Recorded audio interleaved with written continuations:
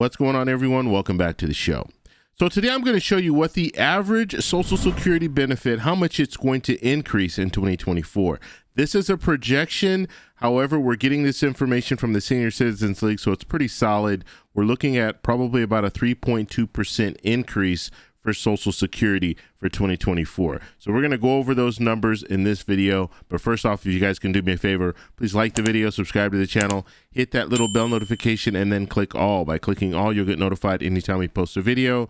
We do daily videos here, so by clicking the bell notification, clicking all, you should be getting updated every day. And just a reminder, thank you for your support. I really appreciate it. And if you'd like to follow me on Twitter and Threads, you can at the TEC Show Live. Okay, so I did a video just yesterday about SSI, so I showed you what the projections are looking like. And so what you'll probably see for an increase for SSI in 2024. So if you didn't catch that video, you can go over to that video. I'll post a link at the end of this video so you can check it out. But I want to do the same thing, but I want to do it for the average Social Security benefit, because I think most people are going to be probably around average when it comes to receiving Social Security benefits. I think I'll also do a video tomorrow where I'll focus on the maximum payout for early retirement, so at 62, and the maximum payout for 67. So I think I'll do those two videos, or I'll do one video and I'll have both of those in the video, so you guys can kind of get a different idea of what's going on. But it looks like it's going to be around 3.2%. So I'm going to stick with that. 3.2%, it could be 3%. I did a spreadsheet for all of this, just so you guys know. So I went from 3%, 3.1%, 3.2%, 3.3%, and 3.4%. There's a spreadsheet with all of the amounts there. So depending, whatever you're receiving, it will be in that spreadsheet, and you can just look at the spreadsheet and figure out how much you're going to be receiving when it comes to Social Security benefits for 2024.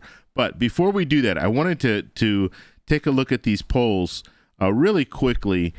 And I do polls. I'm going to start doing even more. I was doing some polls, and I was also doing quizzes. And I think I'm going to do some more of the quizzes too, because I actually like just seeing the feedback. I like getting that feedback from you guys because it gives me an idea of what you guys are thinking and how you guys are feeling about what's going on, especially what's going on in Washington, D.C. So I did a poll just yesterday, and I asked, who do you think has more control over the U.S. economy? Now, the reason that I did this poll, the major reason I did this poll is because usually when you hear people talk about the president and why they're not voting for the president, generally they're going to say because of the economy. Not always, but in most situations, they're going to have something bad to say about the economy. Gas prices are too high, inflation's too high. That's why I'm voting for another person, right? And we're hearing a lot of this when it comes to President Biden, and that's why Biden is coming out with the whole Bidenomics and all this stuff, which I think is a mistake, because if you want to ride the wave of a good economy, you're also going to crash when that wave goes down. If the economy goes down, then you're going to go down with it. So politicians really shouldn't try to tie themselves to the economy, especially if they don't really have control. And so in this poll, when you look at this poll here, you guys are saying that Congress is the one that has more control over the economy. I tend to agree with you. Google agrees with you as well. If you just Google it, it will show you that Congress has more control because Congress holds the purse. They have the money. And the president doesn't have the money. So the president doesn't really have a lot of power when it comes to the economy. However, like I said, presidents they'll use that for their campaigns. The economy's good. Look, I'm doing a good job. When in actuality, it has no real bearing. The presidency has no real bearing on the economy. And Congress is the one that's putting these bills together and passing these bills and sending them to the president. And some of these bills can really help the economy, especially if these bills have money for businesses, money for the American people. Of course, it's going to help stimulate the economy. So the president doesn't really have that much power when it comes to that. Now let's go ahead and take a look at the 3.2% increase. So this is what I think it will be. This is what the Senior Citizens League says they think it will be. So this is a projection. We'll find out this information on the 12th. That's when this information will come out, so we'll know exactly what's going on the 12th. But if we're looking at the average, the average person receiving Social Security is receiving this amount right here. We're looking at a $1,825. This is so the only with that 3.2% change. We're looking at a $58 increase. Now, I know this isn't much, but this is what we're looking at when it comes to an increase. So the new total would be $1,883. And so that's what we're looking at for the average person receiving Social Security. And so that's how I'm getting these numbers. Now, I was asked yesterday, I posted a video yesterday with the SSI, and how are you getting these numbers? Where are these numbers coming from? This is where the numbers are coming from. I'm using this calculation, 3.2%, and the 3.2% is what we'll most likely see for a COLA for 2024. That's a projection, but most likely it's going to be around that. So 3.2% or 3.3%. And the actuality, if it's 3.2 or 3.3, in most situations, the amounts are going to be about the same. So if you're looking at a $58 increase, it's probably going to stay $58. It might jump up to $59, but it's not going to fluctuate too much. It's going to be pretty much on those numbers. And so I know it's not much. However, you just have to look at it this way.